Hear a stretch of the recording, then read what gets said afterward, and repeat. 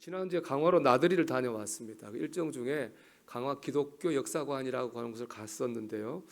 거기서 매우 재미있고 의미 있는 말을 들었습니다. 강화도에 처음 세워진 교회인 교산교회와 두 번째 세워진 홍익교회의 차이입니다.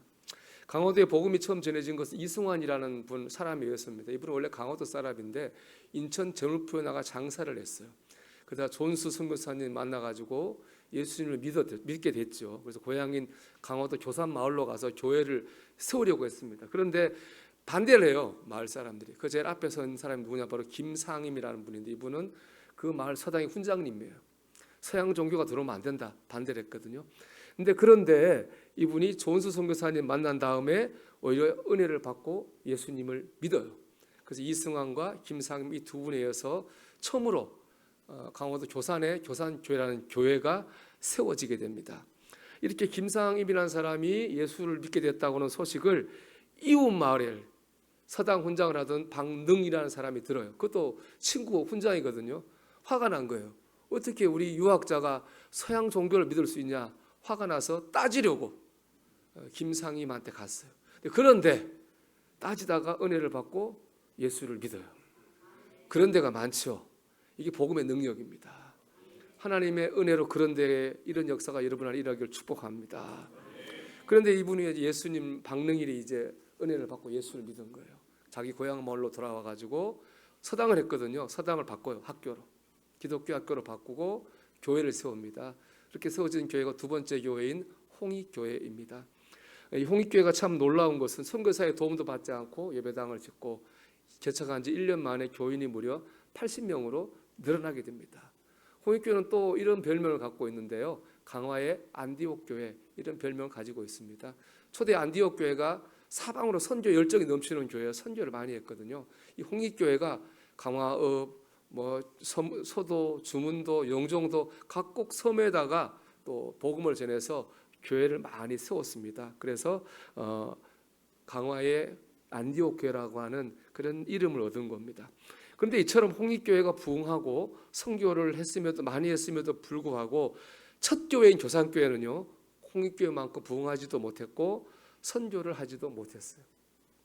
먼저 믿었잖아요. 처음 믿었으니까. 어쨌든 하루라도 오래 믿었잖아요. 그런데 오히려 홍익교회가 더 부흥하고 하나님 앞에 귀하게 쓰임 받았습니다. 그 이유는 뭐냐? 바로 교산교회 내에 있었던 갈등 때문에 그렇습니다. 말씀드린 것처럼 교산교회는 이승환과 김상임이라는 분에 의해서 세워진 거예요. 이 두 분이 교회 안에서 주도권 싸움 때문에 갈등이 일어난 거예요. 그것 때문에 교산교회가 홍익교회만큼 부흥하지 못하고 선교도 하지 못했다는 겁니다. 이 교산교회와 홍익교회의 차이가 주는 메시지는 분명합니다. 교회가 화목해야지 교회가 부흥합니다. 가정이 화목해야지 가정이 행복합니다. 교회와 가정이 화목해야지 하나님의 영광을 드러내고 하나님의 복음을 전할 수 있습니다. 여러분의 가정이 화목하기를 바랍니다. 우리 교회가 늘 화평하기를 소망합니다. 여러분, 우리가 가정과 교회의 화목을 이루어가는 저와 여러분이 되기를 축복합니다. 이를 위해서 우리가 해드리는 뭐냐? 하나님 말씀 앞에 어린아이처럼 순종하는 거예요. 그때 화목이 돼요. 1900년도 대한그리스도인 협보라고 하는 잡지에 강화 홍익교회 종순이라는 사람의 이야기가 실렸습니다. 이 종순이는 박능일의 전도를 받고 예수를 믿게 됐거든요. 이 사람 아주 그 지역의 큰 부자였어요. 이 사람이 예수를 믿고 그 동네 자기한테 빚진 사람들을 다 불러 모았습니다. 그리고 그 사람들 앞에서 마태복음 18장 23절에서 35절의 말씀을 읽어줘요. 그리고 빚문서를 다 그 보는데 불태워요. 그러면 그 빚을 다 탕감해 줬다는 얘기예요. 마태복음 18장 23절 25절은요, 1만 달란트의 빚을 탕감받은 한 관리의 비유예요. 한 관리가 있습니다. 이 사람이 왕에게 1만 달란트의 빚을 져요. 1만 달란트는요, 우리나라로 말하면 조 단위를 뛰어넘는 천문학적인 금액입니다. 우리가 죽었다 깨나도 갚을 수 없는 큰 돈이에요. 그 돈을 왕이 불쌍해서 그 관리의 빚을 탕감해 줬습니다. 이 관리는 왕에게 정말 말로 할 수 없는 은혜를 입은 거죠. 근데 그 관리가 길 가다가 자기한테 500데나리온 빚진 사람을 보거든요. 그 사람 빚 안 갚았다고 감옥에 집어넣어버려요. 자기는 1만 달란트 탕감 받았으면서. 이 얘기를 들은 왕이 진노했습니다. 그리고 관리를 감옥에 가둬놓고 1만 달란트를 다 갚기 전까지는 못 나오게 했습니다. 1만 달란트의 빚은 우리의 죄입니다. 500데나리온은 다른 사람이 내게 지은 죄입니다. 1만 달란트에 비하면 500데나리온은요 태양 앞에 반딧불만도 못한 크기거든요. 하나님께서는 우리의 죄를 불쌍히 여겨서 1만 달란트의 우리의 죄를 용서해 주셨습니다. 하지만 우리는 다른 사람이 내게 지은 500데나리온만큼의 죄도 용서하지 못합니다. 결국 이 말씀은 형제와 자매를 용서하라는 말씀입니다. 종손이는 이 어린아이같이 이 말씀에 순종하였습니다. 어떻게 사람이 그 모습 보고 감동을 받지 않을 수 있겠습니까? 그래서 홍익교회는 부흥했고 부흥한 교회는 곳곳에 복음을 전하고 교회를 세웠습니다. 여러분, 우리 가정이 화목하기 위해서 우리가 해야 될 일은 다른 게 아닙니다. 하나님 말씀 앞에 어린아이처럼 순종하는 겁니다. 우리 교회의 화평을 우리가 이루기 위해 우리가 해야 될 일은 뭡니까? 하나님 말씀 앞에 어린아이처럼 순종하는 것입니다. 여러분, 하나님 말씀 앞에 어린아이처럼 순수하게 순종하십시오. 그래서 가정을 화목하고 교회는 화평하고 우리의 가정과 교회를 통해서 부흥과 복을 체험하며 나아가 하나님의 뜻을 전할 수 있는 그런 가정과 교회를 만들어가기를 주의 이름으로 축원합니다. 오늘 말씀은요, 오늘 말씀부터 계시된 주님의 모습은요, 길을 막아서 길을 여시는 분입니다. 길을 막아서 길을 연다, 이게 무슨 말씀인가 하실 텐데요. 오늘 말씀은 초대교회 중에 하나였던 안디옥 교회의 이야기입니다. 안디옥 교회는 아까 제가 홍익교회를 강화의 안디옥 교회라 했잖아요. 안디옥, 원조 안디옥 교회입니다. 선교 열정이 넘칩니다. 그래서 3번에 걸쳐서 대규모로 선교단을 파송하거든요. 첫 번째 선교단은 바울과 바나바를 대장으로 삼아가지고 소아시아 지역을 선교했고요. 두 번째는 바울이 단장이 돼가 똑같이 소아시아 지역을 선교했어요. 그런데 이 두 번째, 오늘 보면 두 번째 선교 여행 얘기거든요. 근데 말씀 보면요, 열심히 선교했는데 전도가 안 돼요. 이제 충격적인 건 뭐냐? 전도가 안 되도록 막으신 분이 누구냐? 바로 성령의 역사입니다. 우리는 성령의 역사로 전도가 된다고 믿고 있는데 오늘 말씀 보면 성령의 역사로 전도가 안 돼요. 6절 보십시오.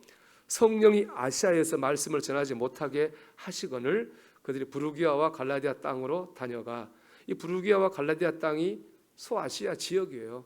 여기서 바울이 6개월 동안 열심을 다해 복음을 전했는데 전도되는 사람이 없어요. 그럼 왜 그렇습니까? 성령이 막으신 거예요. 성령이 아시아에서 말씀을 전하지 못하게 하시거늘 하나님이 막으신 거죠. 바울은 몰랐죠, 그거를. 그래서 바울은 좀 다른 데로 가볼까 해가지고 무시아라고 하는 곳이 있는데 여기서 이 비두니아 이 동북 쪽에 있어요. 비두니아로 가보자. 저쪽은 좀 전도가 될 것 같아. 비두니아로 가려고 애를 썼거든요. 근데 그것도 하나님이 막아요. 7절 보십시오. 무시아 앞에 이르러 비두니아로 가고자 애쓰되 예수의 영이 허락하지 아니하시는지라. 이것도 안 되고 저것도 안 되는 낙심천만한 상황이 되었습니다. 결국 비두니아로 가려고 하던 것도 포기한 바울은 이번에는 이 드로아라고 하는 곳에 갑니다. 드로아는 이게 무시아, 비두니아, 드로아인데 드로아는 이쪽 에게에 바로 있는 항구 도시예요. 거기로 이제 갔어요. 거기 갔는데 그날 밤에 해변가에서 환상을 봅니다. 이 바로 에게에 걷는 마게도냐거든요. 마게도냐 사람 환상에 나타납니다. 와서 우리를 도우라. 바울은 그것을 하나님의 음성으로 받아들였어요. 그래서 자기의 모든 벽을 내려놓고 바다를 건너서 마게도냐로 갔어요. 마게도냐의 첫 번째 도시가 바로 빌립보거든요. 빌립보에 간 바울은 이제 안식일이 돼가지고 기도하려고 강가로 갔습니다. 그다음 유대인들은 다른 나라의 유대인들은 안식일 되면 강가에 가서 기도하고 예배했거든요.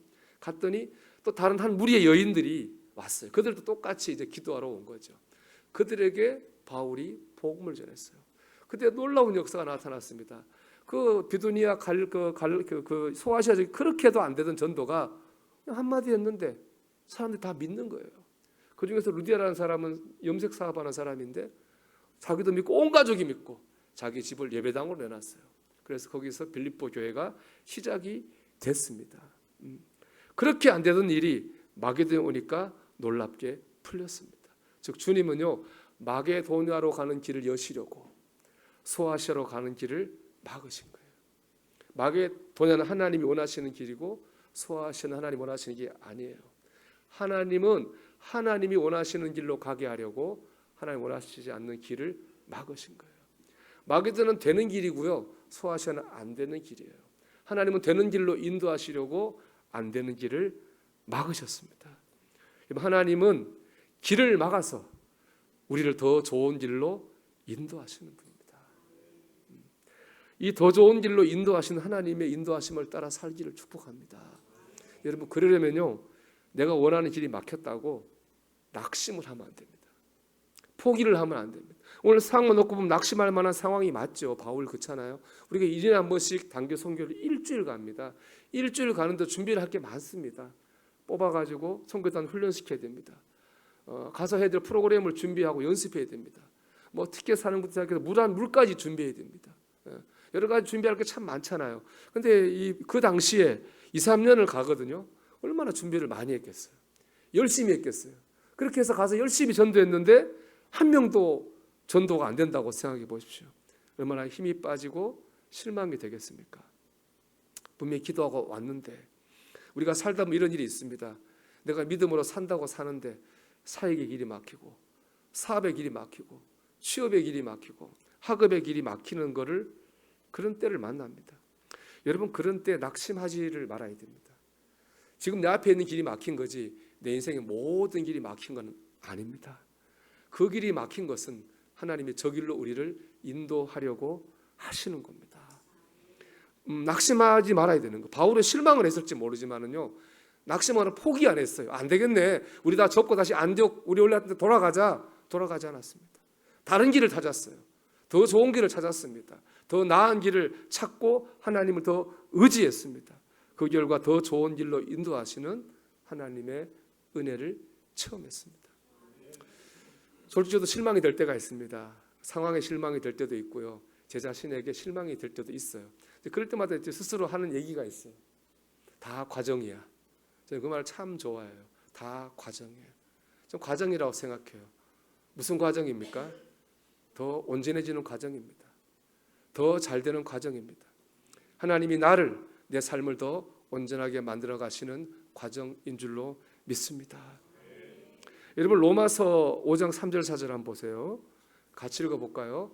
다만 이뿐 아니라 우리가 환난 중에도 즐거워하나니 이는 환난은 인내는 연단은 소망을 이루는 줄 알미로다. 아멘. 여러분 가운데 환난을 만난 분이 있는지도 모르겠어요. 그런데요, 우리 하나님이 우리를 인도하시는 최종 목적지는 환난이 아니에요. 환난은 최종 목적지가 아니에요. 최종 목적지는 어디입니까? 소망입니다. 하나님은 환난을 통해서 인내를 통해서 연단으로, 그 연단을 통해서 결국에는 소망으로 우리를 인도하십니다. 우리가 낙심하지만 않으면, 우리가 포기하지만 않으면, 우리가 하나님을 의지하는 한 하나님은 우리를 소망으로 인도하실 겁니다. 하나님이 인도하심을 믿고 낙심하지 말고 더 믿음으로 의지하시기를 주 이름으로 축원합니다. 그럴 때 더 좋은 길로 인도하시는 주님의 인도하심을 받는 겁니다. 두 번째, 하나님 앞에서 늘 중립지어를 놓으십시오. 오늘 말씀 7절 볼까요, 여러분? 자, 무시 앞에 이르러 비두니아로 가고자 애쓰되 예수의 영이 허락하지 아니하시는지라. 바울은 전도가 안 되니까 비두니아로 가려고 애를 썼어요. 비두니아로 가면 전도가 잘 될 것 같았거든요. 예수의 영 허락하지 않았습니다. 예수의 허락하지 않았다고 하는 것은 갈 만한 여건이 안 됐다는 거예요. 이에 바울은 계속 비두니아로 가려고 고집을 안 했어요. 드로아로 갔어요. 말씀드리면 비두니아는 아까 말한 동북부 지역에 있어요. 드로아는 그 반대편의 서남쪽에 있습니다. 바울은 방향을 바꿔서 반대로 갔어요. 그 드로아 해변길에서 바울은 하나님이 보내주시는 환상을 보게 됐습니다. 자기의 뜻과 생각을 내려놓고 들어갈 때 거기서 하나님의 인도하심을 받게 된 것입니다. 여러분 9절을 한번 볼까요? 밤에 환상이 바울에게 보이니 마게도냐 사람 하나가 서서 그에게 청하여 이르되 마게도냐로 건너와서 우리를 도우라 하거늘. 여기 청하여라는 말은 헬라어로 파라클레오예요. 불러서 온다 이런 뜻인데요. 이 파라클레오의 명사형이 뭐냐? 파라클레이토스입니다. 파라클레이토스는 바로 우리가 잘 아는 단어 성령을 의미합니다. 저는 이 굉장히 의미가 있다고 생각합니다. 왜 이 말에 굳이 성령님의 원형 동사인 파라클레오를 사용했을까? 우연이 아니에요. 성경 우연이 없어요. 항상 모든 것에 하나님 뜻이 있거든요. 즉 이 말은 이겁니다. 내 고집을 내려놓고 내 생각과 내 계획을 내려놓는 하나님 의지하는 사람에게 성령이 임하신다는 거예요. 반대로 내 고집 부리고 내 생각대로 나는 계속 비두니아로 가야만 돼. 성령이 임하지 않았어요. 바울이 환상을 보고 성령을 체험한 것은 그가 비두니아로 가고자 하는 뜻과 계획을 꺾고 반대인 드로아로 왔기 때문에 거기서 환상을 보고 성령의 인도하심을 경험하게 된 것입니다. 내가 이 말은 꼭 해야 되겠어. 내가 이것은 꼭 해야겠어. 난 저기를 꼭 가야 돼. 자기를 내세운 사람은 성령의 역사를 경험할 수 없습니다. 자기를 내려놓는 사람이 성령의 역사를 경험하고 더 나은 길로 인도하시는 주님의 인도하심을 체험합니다. 예전에 국회의원 하신 분 중에서 이혜원이라는 분이 있었습니다. 이분이 참 믿음이 좋습니다. 제가 그분 간증을 듣고 공감한 게 있습니다. 이분이 하는 말이 뭐냐? 자기 인생에 제일 어려웠던 것은 하나님의 뜻을 분별하는 것이었다는 거예요. 그렇죠. 하나님 뜻이 뭔지 참 이게 우리가 분별하는 것이 어렵습니다. 누구나 다 그렇잖아요. 이게 진짜 내가 하나님 뜻대로 사는 건지 이 길이 맞는 건지 참 어렵잖아요. 근데 그분이 하는 말이 뭐냐? 그분이 터득한 방법이 이거라는 거예요. 인생의 기호를 중립에 두고 앞으로 갈지 뒤로 갈지를 하나님 뜻을 기다렸다는 거예요. 우리가 기어가 그런 거 아니야. 기어 넣으면 앞으로도 가고 뒤로도 가고 그런 거 아닙니까? 그런데 이미 내가 앞으로 갈지 뒤로 갈지를 정해놓고 있으면요 하나님의 인도하심을 받을 수 없습니다. 중립에 둬야 됩니다. 하나님이 인도하신 대로 갈 거야. 나를 내려놓고 중립에 둘 때 하나님의 인도하심을 받을 수 있는 겁니다. 소천이라는 분이 쓴 그럴 수도 있지라는 시가 있습니다. 사촌이 땅을 사 배가 아픈가? 그럴 수도 있지. 얽히고 설켜서 죽을 것만 같은가? 그럴 수도 있지. 어디서나 나서는 자들을 보는가? 그럴 수 있지. 가진 것 다 잃고 거지 되었는가? 그럴 수 있지. 어처구니 없는 억울함을 당했는가? 그럴 수 있지. 하는 것마다 연속으로 망했는가? 그럴 수 있지. 콩을 파치라고 우기는가? 그럴 수도 있지. 입에 담지 못한 험한 말을 들었는가? 그럴 수도 있지. 그래 그렇지 우리의 인생 그럴 수 있지.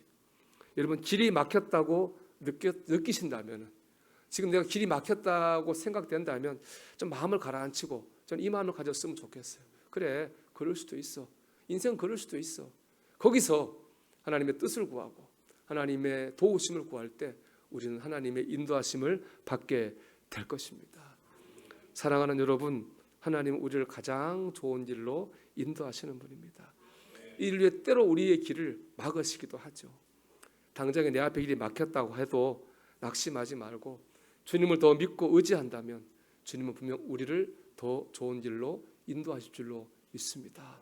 이 더 좋은 길로 인도하시는 주님의 인도하심을 받는 여러분, 여러분의 가정, 여러분의 삶이 되기를 주님의 이름으로 축원합니다.